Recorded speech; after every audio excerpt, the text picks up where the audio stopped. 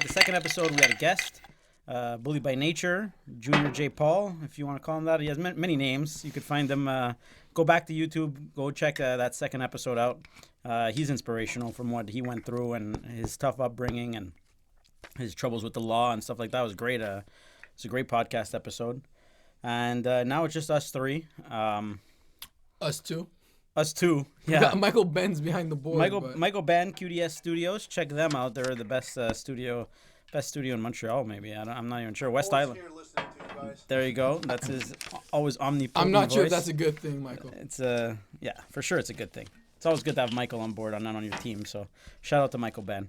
And yeah, today we asked you on Instagram. We asked our listeners on Instagram, on Facebook, on Twitter to ask some questions for us. And we got a slew of responses and questions aimed at us. So we're going to try to answer a few of those, make it entertaining. And yeah, that's that. It'll be fun times. So you want to start with the... Do you want to start with the first question? Yeah, let's start with the first question. We'll start with Erica's comment, actually. It wasn't really a question, but we'll start with it. Yeah. She said, I just wanted to say how proud I am of you guys. So she's very proud of us. Well, Very thank you, nice. Erica. Yeah. And I hope you keep listening. Shout out to Erica. I hope we didn't lose her in episode 2 because, All right. So the first question will be basically from Miguel Bernier. Shout out to Miguel Bernier. He asked this question, and I have it here as a quote, so I'll read it for you verbatim. Miguel, bring my brother-in-law, by the way. Yeah, I guess we'll be transparent. It is, exactly. Great guy. He does want to come on the podcast in the future, so He will be. we'll see how people react to this question, and then if it's good, then Exactly. he might get an invite. So his question was, right now there is more pressure and expectation to show a positive, and for lack of a better term, happy appearance online. This is shown to cause higher level of anxiety in the youth of today and lead to all over less happiness. With the pursuit of external impressions of happiness, are we sacrificing actual happiness? So basically his question, you hear it a lot in the news, and there's all sorts of studies and all sorts of, shall I say, people weighing in on this on Reddit. You'll find it in forums and anywhere. Just in real life, I know at the station, people talk about it, and it's basically linking depression or, an overall lack of happiness to social media. Do you want to take a shot at the question first, or do you want what are your thoughts on that? I like for you to start it up. You want me to start? Okay. I know. I want you to start it up. So I always thought a little bit. First off, I think the studies they're not skewed in a way, but do we know? Maybe it's just depressed people go use Facebook more, right? It's maybe that's the correlation. We don't necessarily, there's all these studies. I didn't go in depth on the studies. I didn't really read them all up, but maybe it's just the fact that depressed people use social media more, and the sadder you are, the more you'll tend to flock to social media. So if that's the case, then that means social media is not making you depressed or sad. It's just a different correlation between the two. But it's called social comparison, right? It's an issue, and it's basically you go online and you see pics of your friends. Yeah. They all have their happiest moments online, right? They have their biggest accomplishments and their happiest moment. They're pregnant, they're engaged, they're happy, they're on vacation, they're this and that, and you just kind of it gets you down. I'm not saying that it does, but I'm saying in general, these people, it gets people down. That's the concept, basically. That's the concept. Yeah. I'm just explaining the concept. I have a bit of an issue with that. I mean, it's as if we forget how the world was like before the internet was invented, right? Like before the internet was down, did you post in your house? Did your parents post pictures of their worst moments in their house for the world to see? Were they just looking pouty and sad at the supermarket, or did they put on their best face when they went outside anyways? Did they drive with their nice cars and get their? You understand? Like, I don't think this is a new concept. I think. But are we? That doesn't mean that back in the days when you would have you invite someone over and that person is less fortunate, that when they enter your house and they see all those pictures on the wall, which you're referring to, of all the successful moments, that might lead to depression as well. I think it's... But that's what I'm saying. So it's just... this exists forever, this concept of social comparison. Now it's amplified for sure. I guess it's amplified, but who cares really at the end of the day? If you're that type of person who relies on other people not being happy for you to be happy, then that's another issue that social media can't help with. I think the problem is not that people are putting their proud moments on Right. social media, on Facebook, on Instagram. That's not what's happening. It's people are putting on a facade, and they're showcasing moments that don't really describe them as a person. But if you look at their timeline on Instagram, then you would define them as someone that they are not. And when they're really showing who they would wish they were, a Right. person, and that could, like, if you put that times 100, and we're putting ourselves in the skin of a 14-year-old boy who's going through phases, and he opens up Instagram and that's what he's seeing, then it could definitely play a role on his mental state and how he might be doing things he doesn't really want to do just so he could Just to keep up with the just trends. to keep up with the trends, and he's keeping up with a trend that didn't exist in the first place because So you think there's more social pressure to adapt to the norm or to adapt to this image and portraying it? it's all image, because to be honest, the truth isn't marketable. Right. So if we all put our true selves on social, which a lot of people don't do it, it's very rare. Maybe 5% of the people are putting their true selves. Right. I would say even less than that. I don't think there's anybody who puts their true Exactly, selves because it's on. not marketable, and you get scared of what does that do to your personal relationships, your business relationships. What does that do to your family? It's all that. So we put on this facade, or this safety on, which then the people that are less fortunate or are not living the same life. But you don't think that was there before social media, when we were kids? When I grew up without social media. Facebook didn't exist or wasn't at its peak when I was in high school, and you still saw what other people were doing and going to the parties and talking about their weekends on the Monday mornings. It still affected you, like. But now it's 24/7, 365. It's on your device, which now the norm is, I think, 6 to 8 hours a day people are on it. Yeah, of course. Like, that's the real numbers. That's scary stuff. So if you're looking at a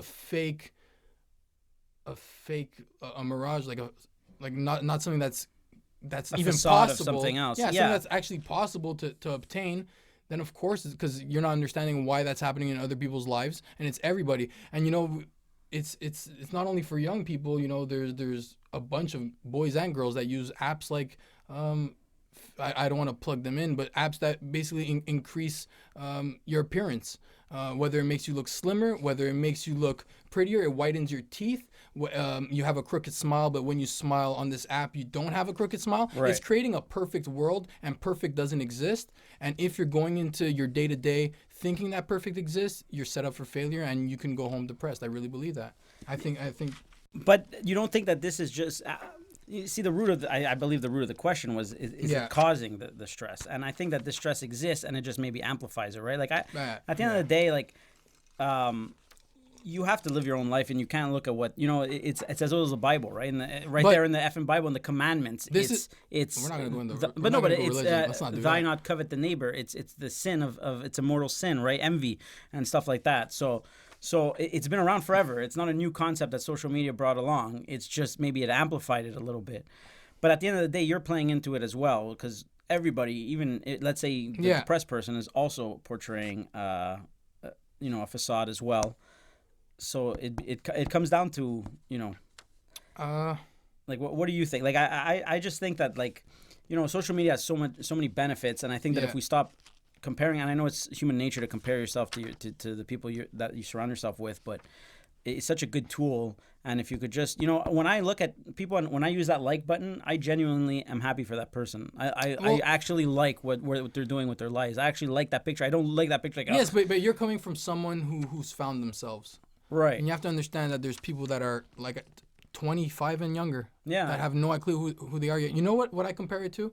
It's a lot of people would say high school was the worst time of their lives. Right. Because of all those things you pointed out, and the insecurities. It's a toxic environment. And I think that what social media did is it created high school for life, because you're in touch with people that really without the internet you wouldn't care for. Right. Like, how many people on average do people follow? 1,000 people? How many followers do they have? About 800, 600 people? For sure. It's about people that wouldn't, if you take out the whole aspect of the internet, these people wouldn't be in your lives.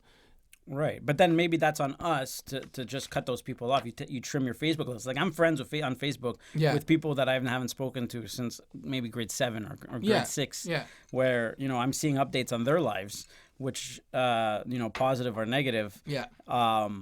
like I shouldn't care about really because they're not in my life. They're not. Shouldn't, but let's just say you look at your situation. Like, I'm not saying your situation. Let's say Right. your situation was someone who has a $40,000 debt, is newly divorced, and that wasn't what the person wanted. For sure. And then you log on to the internet, and everyone's showing their happy love lives, which is, the best moment of the relationship. And people are showing the new car they bought. So it's the opposite of what you're going through. Yeah. And it's kind of like it has to play something on the mental. It can't not.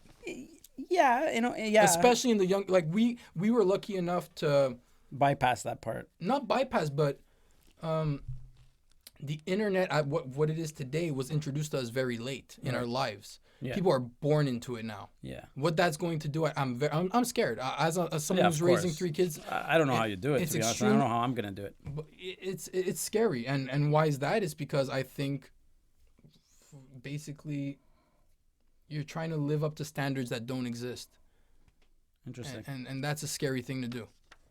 What do you think the solution is? It is for that. Like, do you think the solution is to actually go on, not let social media be that big a part of your life, or do you think it's to use it a bit more correctly? Find yourself before you say that I found myself.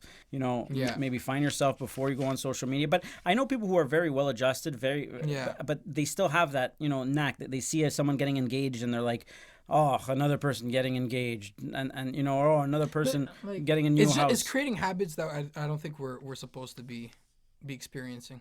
Kind of like when you post and how many times you check your phone that hour that you posted. Right. I don't think that's normal, right? Yeah, it's like you're coveting the attention, right? There's something there that's just not human, I think. Right. Or maybe it's a new human. Maybe it was always in us, and we just didn't have the. What is the solution? I don't know. I don't know what the solution is. That's for smarter people than us to figure out. It's the sad thing is I don't think it's going to slow down. I think it's going to speed up way before it slows down. But the generations who are born into it usually are smarter, right? They're going to be smarter with us, and they're going to, I think, come up with solutions to adapt to this type of thing. I mean that in a way that like they're born with it, so to them it will come naturally. A natural solution will be created. In terms of us, it's hard for us to look back and but in the try bigger to find picture, is a that solution. right? Is being born into a crazy world really? Right, but is it that? I mean, at the end of the day, is it that crazy to I want to show? I can get into some crazy stuff when it comes to this. No, but is it that crazy to want to show off your new house, to want to show off your new dog, to want to show off? No, that's not crazy. It's crazy that you do you wait. You do some weightlifting once a month, and that's what you're going to showcase. Yeah, it's crazy that you have a house, but you also took on a ton of debt, and right, and that's what that. I think it is crazy. Yeah, I think it's insane. People should get better at being transparent. Like I honestly don't know what the solution is. I really don't. Yeah. Because how can we blame people for showing their best moments? Yeah, but that goes back to my point of like our parents, they didn't tell us the hard moments of their they didn't show. Yeah, but our parents had 10 friends.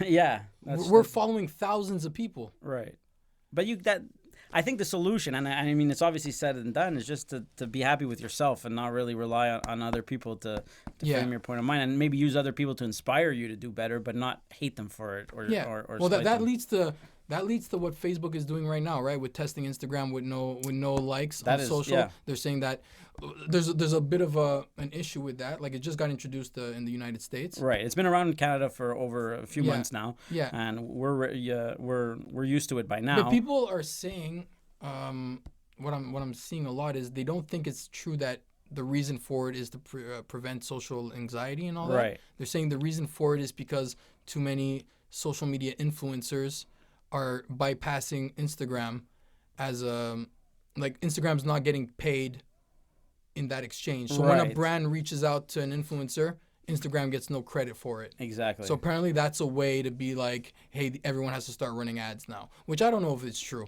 but I'm reading that a lot. I mean, that's not a bad, if that is the truth, I think that's very important for Instagram to do that. I think it. Why though? If people earned their position on the platform, they should be able to get all those. The problem is you can buy likes, or you can. I think that's. Then that's when you get an expert like us and to come in and do and how dive. easy it is. Yeah. It's not hard to tell if someone bought their likes or not. Absolutely not. They're maybe fooling some big brands. But that's the problem, But- I think, is that they are fooling the brands, or not even the big Yeah. brands. I think the big brands aren't being fooled by it, but I think it's the little brands who say, "Hey, this influencer is really cheap," because Yeah. it's because she only has 2,000 likes per post, and there's really only 200 of them that are real, right? Yeah. So the influencer game changed Instagram forever. I think that it made Yeah. the normal person like you and I, we could have became influencers. Yeah. Well, we're not pretty enough, but or cool enough, but other people. True. Became influencers at a drop of a hat, really, by doing it. It was interesting to see the initial reaction, because the initial reaction when it dropped in Canada was people hated it, right? Yeah. And they absolutely thought it was stupid, and it kind of defeated the purpose of Instagram, right? The Instagram is to show off, kind of. To be honest, I don't think like. I think it's good for the future. Like we're saying, was the solution Right. Again, This is I think that's a great. great step. But like, a part of me sometimes still wants to see how a post is doing, and Yeah. luckily we manage a ton of accounts, so I'm always able to get to that account which hasn't had that like the likes thing is not Right, and you'll be is able not to on see the it. account, so I'm able to see how many likes the post get. But I'll actually do the effort of looking for the account so I can see how many likes that post got. Right. So there's a part of us that we do want to see how successful the post is. Yeah, well, exactly. I think in a way, I want to see how good my posts do. Well, your post you'll be able to see. Right, but I meant your post. I want to Yeah, see yeah. if, wow, this is a good post. Did you get a lot of love on it? That's how you judge and gauge what people are interested in and where the trends are going, So right? maybe it's a good thing. Yeah, at the end of the day, maybe. All right, We'll Miguel. get Miguel on this thing. I want to know what his take. Yeah, he'll it. probably have an interesting thing. Miguel's a very educated, Yeah. very smart guy, right? And Yeah. he'll be a great guest on this podcast whenever he can be. But we've spent enough time on Miguel, I think. I think we need to move on here on his question. So the next question is from Abdul. I don't know his user account name. That's not right, I should by have the went way. by. That's really not We'll be right. shouting you out from now on. We'll give you. We'll find a Instagram- way. Your exactly, your handles and stuff. But he asked, how do you deal with failure as an entrepreneur? I'm drinking the ice. You drink the ice. That's a fail right there. How do I deal with failure as an entrepreneur? Oh man, Not an easy question for sure. yeah, it's not an easy one. No. How do you deal? You know what I think I do? What? What it does in me is it ignites a fire to go and kind of like find a way to cover that failure, Right. depending on what it was. But let's just say you take a loss. It happens in business every day. You lose a client. That might give me a fire to go and fight to go get 5 more clients. Right. I think what it does is basically it slaps me in the face and wakes me up. Okay. And ignites a fire to as a learning curve to be like, hey, I can't let that happen again. Right. But it did happen, and let's learn from it. But let's say I were to tell you we lost a big client today. Yeah. Okay, we didn't. Did we? Hopefully, No, maybe okay. I don't know. My phone's on airplane mode because it's taping, so maybe we did. I don't know. But when let's say we Stay get away from we get out of this meeting and we lost a big client. Yeah. Okay. I know how am I going to deal with it. I want to know, does it? I know it affects you. I know that Yeah. it bothers you. Yeah.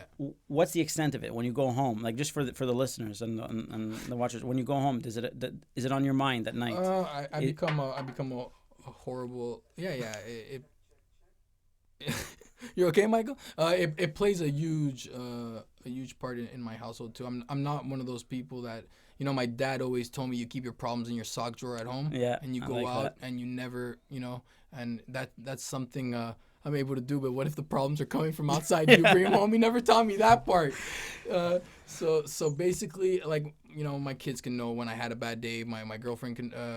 Tells right away, and I don't sleep much those days. I'm up, I'm strategizing, I'm thinking of how are we gonna bounce back right away. Right. I'm not, and it depends because failure is like comes in many different things. I'm taking when you say failure, I see the loss of a client. It could be Yeah, it could be anything. It could be anything. Poor sales at an event. It could be anything. Really. Yeah, exactly. You know? So I think it ignites a fire, and also I'm not someone really fun to be around for Right. the day of. So that's my next question for you is I think that was included in Abdul's question was how long does that L last for you? That L last for you? It used to be a lot worse. Like it used to play a toll on me, and it used to last a while. Like I'm talking 3-4 days, Right.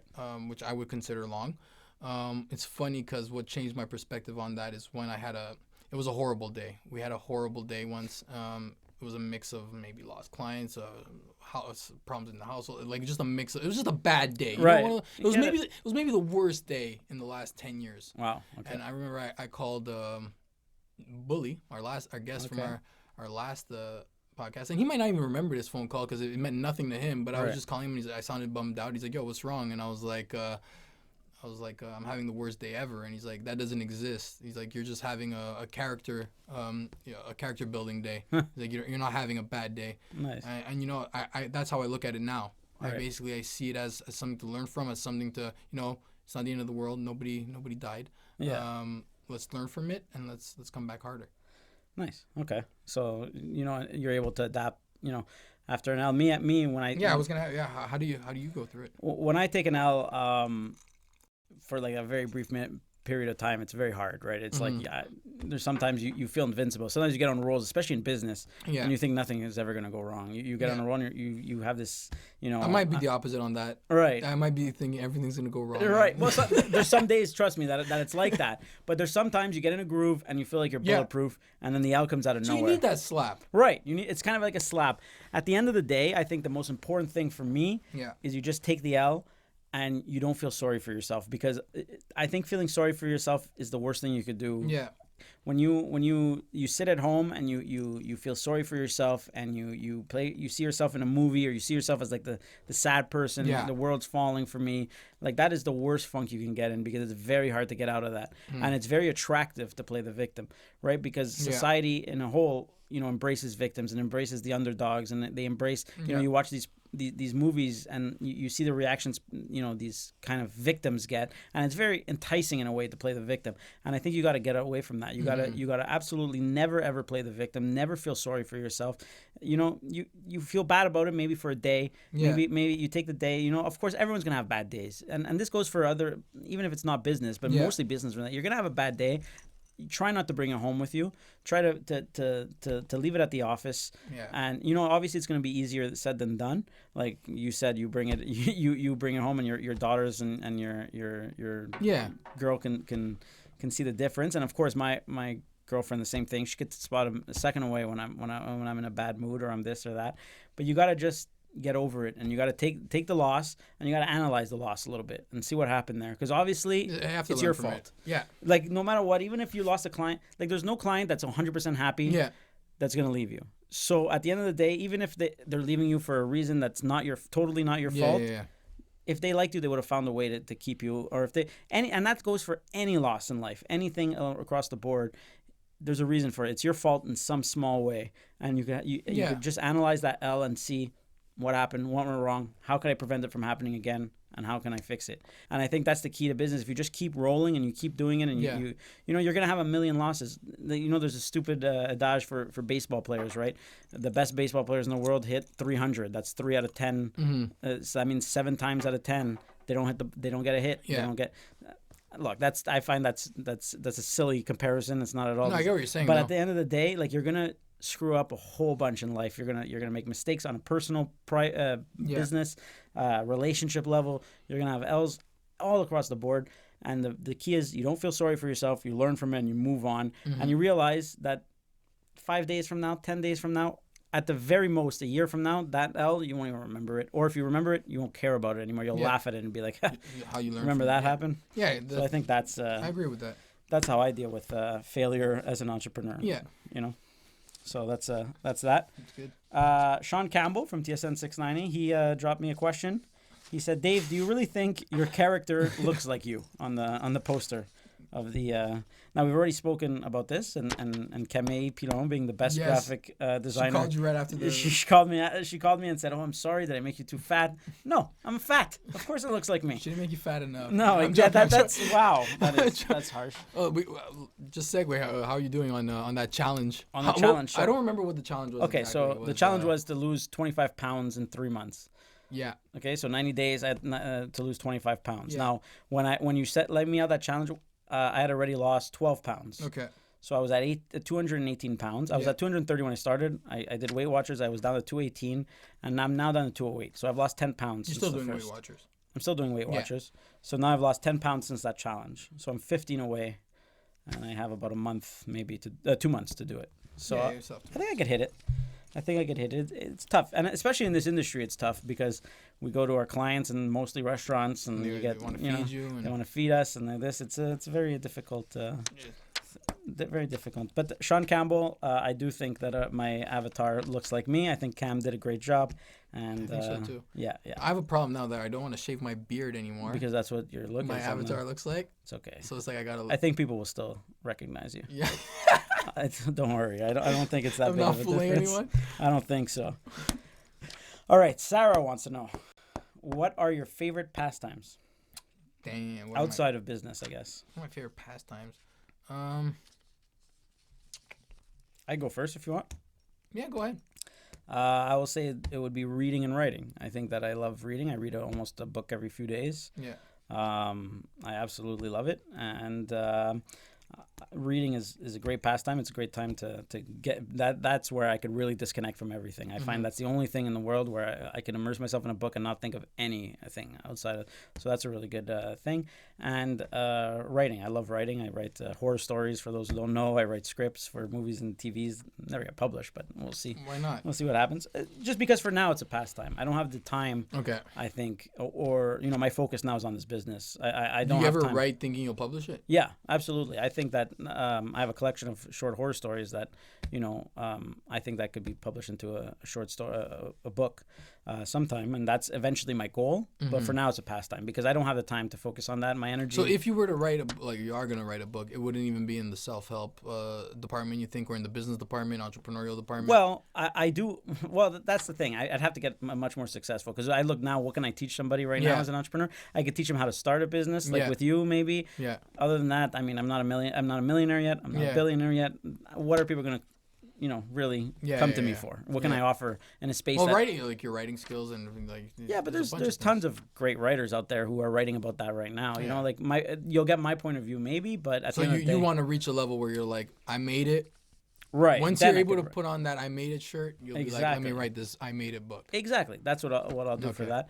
I've already started kind of it a little bit. I started writing a couple of things, and my story would be the title of my book would be kind, the value of altruism and just being a nice guy. You have it. It's written already. It's already in my head. I just got to get to the level where it's relevant. Did you take a sip yet? No, not yet. I'm gonna take a sip in a second when you answer the question, but. At the end of the day, I think writing, I want to write it, but I just think that, I owe it to you guys. I owe it to this business to really just put all my focus, because writing a book takes a lot of energy and a lot of time. Yeah. And I don't have the time or the headspace right now to focus on that. So I dabble in that when I'm, I have a stressful day, I'll go home and I'll write a few things. Or if I had a really good day, I'll go home and write a few things. But I don't have time to really edit it and reread and stuff like that. So okay, fair enough. That's my pastimes. What are yours?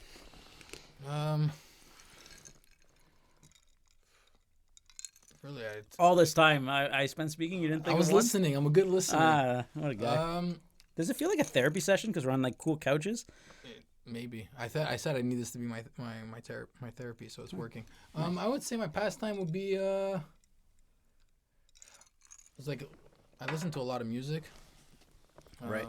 So anything that can make me basically escape for basically a minute. So I've been listening to music. I watch some podcasts. Okay. Like stand up as well. Right. Those are the type of things I like doing. Mm-hmm. As far as activity where any effort is put in. Right. Not much. No, listening to music and watching TV does it for me. Nice. Yeah. I had a question from Sandra actually that I did not put on this list. Great. I'm gonna have to get it in my mind to what it was. So let me. We'll get back to it. All right. But yeah. So Vanessa wants to know, what would you be doing if not for being entrepreneurs? So if you weren't CEO of 11 Waves, if you weren't co-founder of 11 Waves, what would you be doing right now? I told myself that I'm going to find an answer for this one, and I have no idea what I'm going to Great question, Vanessa. Thanks for listening to the podcast. Yes, I can't picture myself not being an entrepreneur, so it's extreme.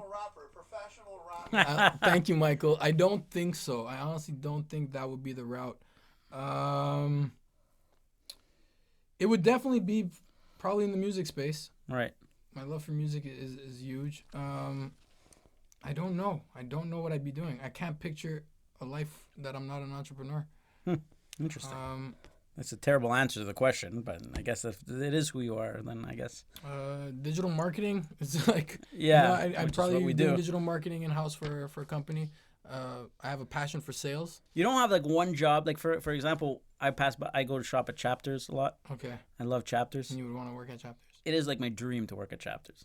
Like you have access to all these books. We got different when they dreams. first That's go- all I'm gonna Okay, no, say. but I meant like if I wasn't living my current dreams. Like obviously I could say I want to be a reporter, but I'm kind of already am a Yeah, reporter. okay. At TSN. Okay. I could say I want to be a writer. I've written for NBC Sports. I've written. I've done that stuff already. So it's not really what I would be doing if I wasn't an entrepreneur. Like I am doing it, even though I am an entrepreneur. What I mean is like a job. If all fails tomorrow and you have to start fresh new.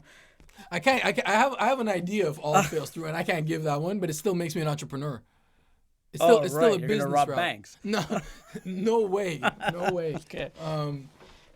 It all comes to business ideas. Right. So in the But end, you're still an entrepreneur. yeah, I can't picture it. I have like Yeah. Okay. So you can't see you can't see yourself as an entrepreneur. As not an entrepreneur. I can't. Okay. There's no job like a retail, like not even have to be retail, anything like Retail is a zookeeper, anything like don't- Chapters to me. I always don't wanted care to be for one. animals. No. I always wanted to work at a library too. You scan the books. Although now you don't scan. My the mind books. goes automatically like start. Like, what does it take to start? Is like you ask me that, and I'm Yeah, like, what know. do I need? I know. It's impossible. okay. Like fair. astronaut? No, I'm scared. I'd know be what? Scared. Sarah asked me that same question. My girlfriend Sarah asked me that same question yesterday, And she- everyone answers astronaut. And then I said, like, what is astronaut? And then I'm like, I'm not smart enough to be an astronaut. You need to be like a Okay, scientist, a forget about mechanic. that part. No, but you need to do so many things to be an astronaut. You realize that astronauts are not just like, hey, I learned to go to space. I Like get they're mechanics, I they're get it. engineers. I get it. But this is a make-believe story. No, I don't think it is. It's what would you be doing if you're not for entrepreneurs? It's not what's your wildest dream. It's what would you be doing if tomorrow you can't be an entrepreneur by law. Okay. By law, I can't be an entrepreneur. But I'm working for someone then. So someone's an entrepreneur. So that law's impossible. No, you can't be an entrepreneur. Oh, You. me. Okay, Yeah. me. I am running the digital marketing department for a big company that's got it all wrong right now. So I'm going in there and I'm. You want to shout them out? Because I know we've talked about this before. There's a couple. I know.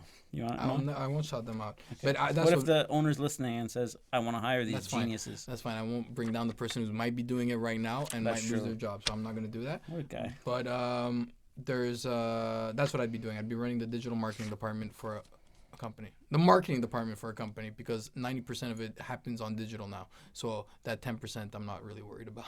Okay. So I remember the Sandra question now. She asked, what is something about you guys that not a lot of people know about? So name something about you that would surprise other people to know. Now I get you have the rap career. It was the rap thing. Is there anything else, like a quirk of your behavior or anything like that? Yeah, go ahead. My thing is that I'm not a big music guy, right? Yeah. I don't like a lot of people are shocked when they hear this. They're like, "Oh, what's your favorite artist?" or "What's your favorite this?" And I'm like, "I don't really have one." You know, I got into rap because of you. But other than that, I don't really listen. If the Beatles song plays on the radio, I can't tell it's the Beatles. I won't know it. I can't name bands. I don't go to concerts. I don't listen to music on my spare time. I listen to podcasts or I read books. Music to me, I never really understood music as anything. Like to me, it's like music. And a lot of people tell me, especially at TSN, my colleagues, they call me a sociopath for this because they say that that's like a number one trait of a sociopath is someone who doesn't understand music. But I don't get it. I don't. Music to me has never been that big. Like rap is the only thing I listen to, and it's mostly because of you. And it's like not something that like you crave. No, exactly. Like if you were to tell me tomorrow you have to give up music, okay, I'll do it. That's crazy. I don't get it. Like I don't get it as an art form. I don't understand. But then I don't understand people who don't. There's read got to be books. something big, more like surprising about you. I don't know why. I'm sure there is, but that's for me to know and you guys to find out. You know, can't leave my serial killing tendencies. No, I'm just. You write horror stories. Keep those at home. No, yeah, that would be it. I think I don't. There's not really any other character trait that I have. That would surprise me. No, me is I guess. It's a lot of people don't know that I was a father at a young age. Basically, I have an 8-year-old, but. I talk about her the second you meet me, so it doesn't take much for someone to to understand. Yeah, She's a big star now, eh? She's still a star in a commercial. She's doing good. Check it out, clubcdl.com. Yeah, You'll see it we'll there. put the link in the description. All right. Question from, I believe this is your sister, Emma. Emma is my sister. Was this a question from Emma? Emma and Miguel, fans of the Shout show. out. We're Number getting one them fans. sweaters. Oh, little cups too. They can couples mugs. They can drink Couples their cups. coffee. A couple of couples cups. But our faces can't be on it. That'd be weird. Why? Just our hands, maybe, like the anime. No, our faces are whole. Anyways. Yeah. Okay, we'll talk about it. Okay. That'll be in our production meeting. She asks, "Do you ever have any panic attacks?" Now she knows you better than I do, so maybe this is a history with you. Is this? Do you have panic attacks that I don't know about? Actually, I think I know you better. I'm gonna say that I know you better than Emma knows you. Would that be fair? No way. Maybe from the past 10 years. Impossible. No. Okay, maybe. I don't know. I think you guys both know me that no, Emma knows me pretty well. Like, come on, we were in the same house for 18 years. All right, fine. You win this round, Evan. So panic attacks. I had one serious panic attack. No, I had two. One you saved me, but we're not gonna talk about that one at all. You remember the one? Yeah, I got it. The first panic attack happened. I was working for a company. I won't say the name of the company, and there was a dozen deadlines, and I couldn't reach them. It was impossible for me to reach. If I even look back at it today, at a more mature level, and I write it down on paper and I look at it, it was humanly impossible for someone to supply those deadlines. So it wasn't realistic. I was young, naive, and I wasn't able to say no to work, so I was saying yes to everything. Right. Which stressed me out, and basically it just happened. I thought I was having a heart attack. Like, to be honest, I was having a heart attack. It was I'm not an emotional person. You never see me like I'm an emotional person, but I mean, I'm not someone who cries or anything, but or scares or bothers my girlfriend to go to the hospital, or I'm not that type of person. Right. But I was like, we got to go to the hospital. I'm having a heart attack. And she was like, what are you talking about? I was like, I'm having a heart attack. This is serious. 10 minutes later, I'm in the car. I get to the car. I'm not joking. I didn't have my laptop. And I said, we're not leaving without my laptop. So as I was having a heart attack in my mind, you needed the business. I ran to work in the house, and I wasn't working for it. This was before I was an before entrepreneur. the business. Yeah, I know. So I worked for a company, and I was like, I brought my laptop with me. So that was a panic attack. I went to the hospital. They spent 10 minutes like, no, you just had a panic attack. And that was the only time it ever happened. And I never, the other time has nothing to do with that. No, exactly. It's not. But as far as like stress and like what's going on in my life, that was the only time. And it was because like what causes stress in business, I believe, is deadlines. Yeah. And when you work for a company, that's why people are so... And feeling overwhelmed and with work and being bombarded and performance. People can have performance related anxiety attacks, not being able to hit their goals and their stuff like that. I think panic and anxiety comes from every aspect, right? Yeah. I can't say that I've ever had a panic attack, and I guess I'm lucky in that sense. I've had moments of panic where I've been super stressed out, and you see me and I'm throwing things in the office, and I'm flipping out, and I wouldn't call it a panic attack so much as you're a walking panic attack. I'm like a fit of anger when I get stressed. I throw. But that's things. not a panic attack. No, exactly. No, it's not. I can't relate to it. Like I had an ex-girlfriend who had severe anxiety, like crippling anxiety, and I understand that it's not at all the same thing as that. It's very different. I'm lucky enough to not have that. Yeah. Maybe it's because I'm too stupid to understand the consequences of what's going to happen if I don't hit my deadlines or whatnot. But I don't get panicked in that way. I always feel that I could overcome it, and I have good partners that if ever I'm worried or stressed, I come to you guys.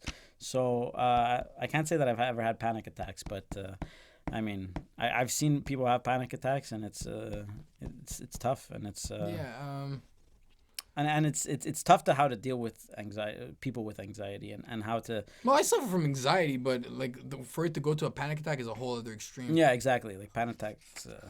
I have ongoing anxiety for sure, 100%. Well, I think everybody really does in a certain, at a certain level, and then. All right, Emily wants to know. What is the a lot of women listen to our podcast. I just want to say that no this is a good KPI to know. Exactly. Know who to target. The hardest part of being an entrepreneur. Hardest part of being an entrepreneur. Two things. Okay. The first one, I'm going to be repetitive. 3 episodes in, I'm already a broken record. Right. Is the struggle of balancing urgency and patience. Because, like I said in the first podcast, I want everything to happen today. Not everyone's on the same tempo in just in general. Mm-hmm. So, as far as when you're patient, when you're urgent for something to happen. So that's a struggle, but it's something I'm learning.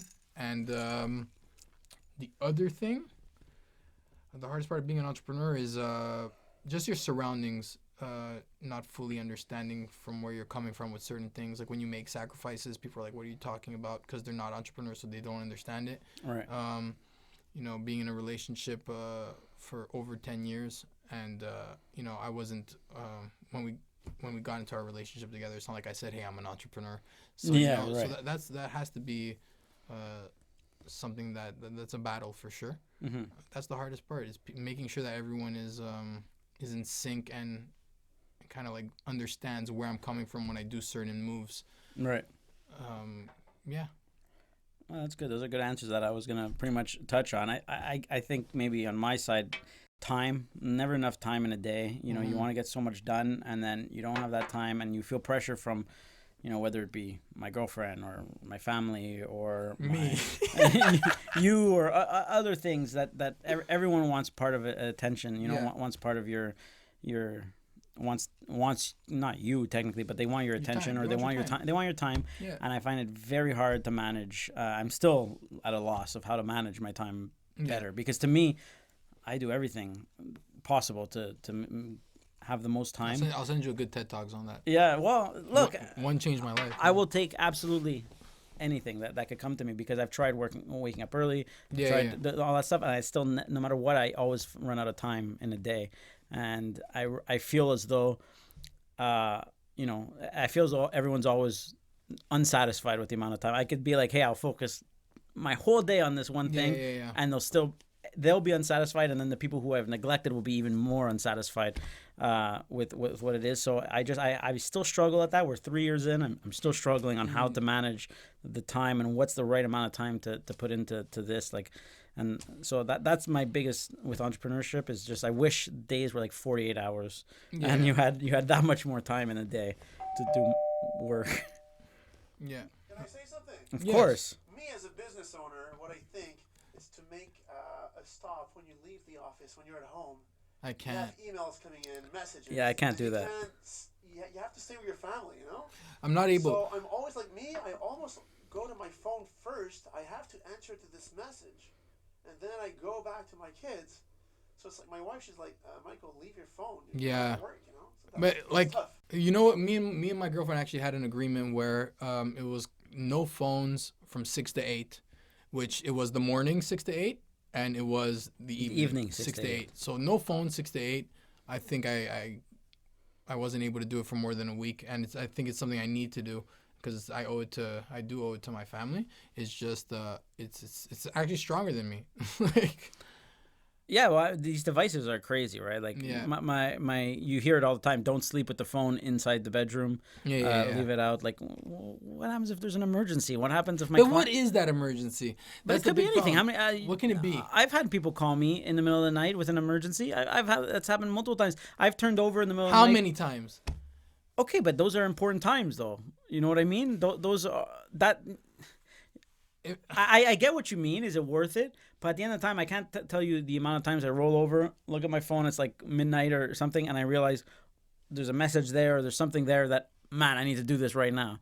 It happens quite often. If it happens often, then yeah. Maybe I'm doing something wrong. Maybe it happens more than you think it does. Right. Less than I think you think. I think, you're saying like it happens a lot. Often. Maybe it doesn't happen that much. And it's part of FOMO, right? The fear of missing out, and the fear of, you wake up to a million messages. Which is probably a good thing. A lot of people say wake up at 5, handle all of that clerical email work, and then be ready for the day by 7 and things like that. Yeah. My girlfriend, same thing, not the 6 to 8. We didn't have defined perimeters, but she's just like, hey, today, can you just leave your phone in the bedroom charging and we have a nice night together? It's very true how our phones demand our attention. And it's funny. I found myself the other day. I mean, maybe we're way off topic here, but you're watching a movie or a TV show, and you're on your phone, and if you actually put your phone away while you're watching the movie, you're kind of almost bored, which is crazy because before phones, watching the movie was the entertainment, and was the. But and now it's like I want to Google, where was that actor? I saw that guy from somewhere, and you want to do it, and all of a sudden you realize maybe the show's not as interesting as you think it is. It's just it's interesting while you're doing something else, right? Someone says I forgot who it was, but it was an interesting take on it. How because we have access to information so quickly, he was like, if it's not worth walking a mile to get that information, meaning like your local library, right? Don't then bother. Don't even look for it, because right now we care for things that we don't really care for. Yeah, it's like the craziest. How fast does a hippo run? Like I'll literally Google that because I can't do the next task until I find out how fast can a hippo run. And what's crazy to me is that we don't retain that information. We don't care. We don't care. So we'll Google that. Sometimes I'm Googling something and I'm like, I just Googled this like 2 weeks ago. How do I not remember it? And I find that maybe it's affecting also, and that's another topic for another podcast, is how it affects your actual short-term memory. Yeah. These devices and the fact that you have all this information at your fingertips doesn't make you stupider. It's for sure. So you don't need to learn it anymore. But like maybe you just don't need to learn it though, right? Like maybe that's maybe we've invented. Yeah, maybe we've reached an age where we don't need It's an external brain. Yeah, that's true. Do you have any more questions on your end? I don't think I had any more. No, I do not. I don't know if this thing recorded because that camcorder went off a couple times. Yeah, so maybe this episode won't air. Is that what you're saying? Maybe it won't air, or we'll have just two angles, but never. Oh my God, Polar Ice got a freaking shout out. They're not even sponsors. Not yet. Oh, not yet. We have to do a couple more things. We have to rate the tequila. Let's rate the tequila. And then we have to give a book recommendation, which we haven't been doing. Yes. As thoroughly. But we always, even though we may not mention the book recommendation on the podcast episode, it's always on our YouTube link. If you look at the YouTube, the bottom in the description, you'll find books we recommend there. Yeah. I won't have as many as Dave because I can't recommend 52 books in a year. It's just not possible. You'd be surprised. I think you have a nice collection of books. I'm sure you could go 52? I maybe have 52. Start collecting, start recommending children's books. You read children's books to your thing, Maybe. Crazy. Okay. You ever read Wolves in the Walls to your kids? No. It's a crazy children's book. You go check that out. I will. It's by Neil Gaiman, the guy who makes American Gods. Very good book. A couple news that I want to shout you. Social media news, since we're a social media business. Yes. Facebook has a new corporate logo. I don't know if you saw it. It's going to start appearing a little bit everywhere. You're going to start seeing it. It's not just the F anymore. It's the word Facebook in blue. Really? The font changed a little bit. The color changed a little bit. It's more for corporate use, but you're going to be seeing it a little bit more. I just wanted to say that's pretty cool. That is pretty cool. What's the name of that cryptocurrency Facebook's working on? Just on a... Oh... Man, they just did a whole. This is when you need your phone to find it. Oh, I know what it is. It's actually gonna get me. It's very like a mad. Greek. It's like Athena, not Athena. You're very close. Something like that. Okay, we'll get back. I'm very mad that I don't know the name right now. I just watched the whole congressional hearing on it. Oh my God. Okay, we'll get back to it. We'll correct it. We'll put it in the YouTube comment. In the YouTube. It's called Libra. Libra, yes. Yes, I knew it was like a constellation or a Greek. Michael. Clutch, Michael Ben. Voice of God. Okay, so yeah, I want to know your takes on that. I mean, it's interesting. Cryptocurrency is the future. I think that it's definitely as we go on and banks don't even take rolled coins anymore. Some banks like the Laurentian here in Quebec. Yeah. I think money is going to be a thing of the past. I think that's absolutely true. Whether a company like Facebook should have its own cryptocurrency, and I mean, where do we limit Facebook? Because already it's affecting elections. It's affecting social uprising and all sorts of crazy things like that. Your privacy is affected by Facebook. It has so much power. Do you really want to give it the power of government in terms of controlling currency? Yeah, but is it better than what it is right now? That's true. That's another. So we'd have to see where it leads. I'm curious. I'm gonna reserve judgment until I see where it's going and whether it'll actually get off the ground. Yeah. Right. So that I think it will. Okay. I'm pretty sure it is going to happen. Interesting. I think so too. I think Mark Zuckerberg is a man that is not undervalued, underrated. underappreciated. I think he has more power than we'll ever know. Yeah. And I think that because we see him as like this nerdy type kid who doesn't I think want he's a much in genius. life. Yeah, there's a genius, but we sometimes separate genius from accomplished, or I don't know how to say it, but I Yeah. think that he can get things done, and he's much more powerful than we give him credit for. So I think he's a person to look for in Yeah. the next coming years. The new Tesla car, you see that? The truck? Everyone's The hating. I Cybertruck? like it. It's a weird looking car. Everyone in my group chat, everyone's hating on it. Look, we're hating on it, but when we see one rolling by on Sources or on St. I John's, love it. we're Apparently, there's a gonna be, motorcycle like- too. I don't know if that's real. I haven't heard There's a anything motorcycle that about looks just motorcycle. like it. Oh, I heard a bunch of other. Yeah, there's like other concepts, but I don't know if those are actually coming. I True. like it. His stock dropped like 6.8% After that? after the window thing. Oh yeah. But I think that it's back now, and they've sold 220,000 cars. I think It'll be fine. Pre-sales. Yeah. And what you think that was a publicity stunt? The thing with the with I the don't think windows? so. You don't think? I do not think so. How does it not pass the test beforehand? How does not someone not bounce that ball beforehand on that window? Seems fishy to me. Anyways, I feel like you would break the bat instead of break the window for a publicity stunt. I don't know. Breaking like you're making your product look a lot weaker than. yeah, but you know that Elon Musk is going to fix that, right? He's going to fix that. Probably an even better window than what he would anticipated. Until you brought it up, I didn't even think about it as a publicity. I just stunt. that was the first thing I saw it. I'm like, man, look how much press this got. Because when I didn't even know the Cybertruck was getting announced that day. I don't think it would have got a little bit of press, and now it's all over the world. You know what? It's very possible. Facebook's also launching its own app, a meme making app called Whale. Facebook I don't even think they bought it. I think they're developing it, and it Seems like a waste of time. It's called the Whale app, and it's to make your own memes.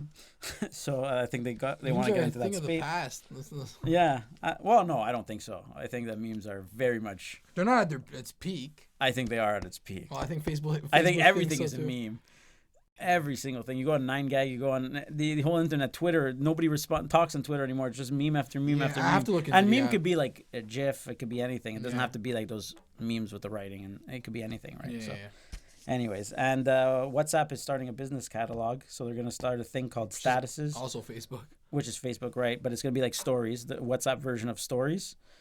You're gonna be able to do that on WhatsApp, and there's Well, gonna it currently has WhatsApp stories. My father-in-law posts WhatsApp stories no way. every day. Okay, see, I don't even think because it's not available in Canada, from what I No, understand. it is. That definitely. I had our phone. Really Yeah, 100%. interesting. Because I haven't seen. It's it on my not being phone. used. I can guarantee Right. probably Okay, has so- 4 views per. But anyways, you're not gonna be able to post ads on those things. Oh, but it's not okay. available. From what I read the article, it's not available in Canada. It won't be. It's Maybe a the ads trial. part, because Okay, guaranteed you could use that as stories. Really? I've done it in the past too with my kids, pictures of my kids and stuff. interesting. It goes into a conversation, or it's hosted on the. It's like a story, same thing. You click on the person's picture and Really, it's there. But I think WhatsApp, just because you mentioned WhatsApp, is going to be a huge player in the next few years. I think that one's going to have the highest increase when it comes to being used as a business tool. Right. Like as far as people right now saying follow me on Facebook, Instagram, Snapchat, I Right. think add me on WhatsApp is going to be. It's already big in Europe. It's big You in think- Africa. You think as like maybe a customer interaction Instead of tool? email, Instead email of- blasting yeah, and instead of- sending out newsletters, you'll be sending out WhatsApp, messages. I think not enough companies are doing it right now. Canada's usually pretty slow when it comes to that stuff. But yeah, that's gonna be the guaranteed. Guaranteed, it's gonna be one of the main platforms. Interesting. I Well, think, at least. something to look forward to. Yeah. That's for sure. Let's rate this tequila. All right. You want to explain the tequila? It's El Jimador. I'm not going to lie to you. This is one of my favorite tequilas. We have it at Tony's house all the time, your brother. And it's fantastic. It's fantastic. Oh, it's also tequila reposado. I think they're all tequila. I'm not going to lie to you. I was looking at the SAQ today, and like almost all of them said tequila reposado. I almost bought one. It was a nice triangle bottle, but that's going to be for the next one because it was a white one. I wanted to get a little color in our tequilas. All right, shot. All right. Cheers. Salute.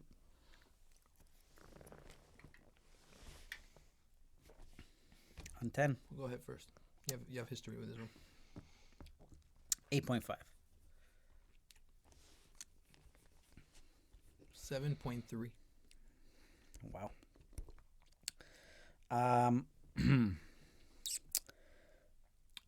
No, I don't. No. No, you're Yeah, getting it down? Oh, What do you want? That's good? 7. All right. 7. Yeah, it's going down 3 points. Wow. Okay, so we're like it's a 7.8 then, I guess. Right. Average. Not bad. Not bad. All right. Well, that's it. I think that's pretty much done. Book recommendation. If Book recommendation. I'm currently reading. You could see it on my Instagram. It's called Scream. I don't have the author name. I should have had this prepared, but I do not. This is embarrassing. I know, but it's. I'll get you the author name. We don't know the name of Facebook's new cryptocurrency. It's Libra. I told you as soon as you asked me. Voice of the gods. Yeah. So it's the book is called Scream, and it's basically the study of the science of fear. So the author, it's a woman. She goes to the scariest places, like the most haunted houses. She goes on the scariest roller coasters, and she basically studies fear and explains why your brain reacts the way it reacts and why it's scared. Does it go in depth and talk about like talk about when situations are scary and not places? Yeah, it actually does. It's about. Because I'm not so scared of clowns, but I'm scared of failure. I'm not failure. Just something happened to a loved one, or right. Right. Well, she does touch on that. She touches on a whole bunch of basically anything that makes your brain triggers your brain into the fear sense. So I'm gonna be honest. I haven't read the whole thing yet. I'm still in it. I just started it this morning. It's a good start. On my way to work, but yeah, it's very fantastic, and it's highly recommended. So that's what I'm going to, and it'll be in the Facebook and the YouTube comments. You'll be able to see the name and the name of the author. Right. So that will be my recommendation. Do you have one? Well, I'll recommend the book I'm currently reading. Oh, I know what it is. It's All in Your Head by Russ. A very good book. It's straight to the point. It's very short for you readers who. I think everyone who wants to get started in business at a younger age, like between I'd say 23 and younger, should definitely read that book. I think that's some things I'm like you said. I feel like I wrote some of those things. Yeah, it's truly things I believe in. Right. And yeah, I'd recommend that book. It's an easy read if you're an advanced reader. I read it in a day. Yeah, you can read it's it. Very easy. You'll read it in a week, and it's a yellow. I read it in a day. You'll read it in a week. Not you. I said anybody. No, yeah, anybody. Even worse. No, but the slowest reader was what I mean. We'll read it in a week, and it's a yellow book. It's really good. It's flashy. You can see it. It's great. It's really good, and it's not only for business owners, like anybody to really get. It can motivate you in any way, right? Because it's written by a rap artist, right? Yeah. So, but how we dare turn into a business? It's still business, I'd say. It is business for sure, but I could see it getting you motivated for anything in life, really. So, that's that. All right. So our next episode. Do we talk about our next episode and who our next guest will be, or?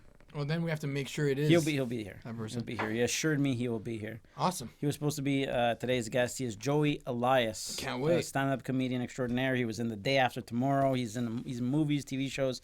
He's a stand-up comedian. He's really funny. Show's over.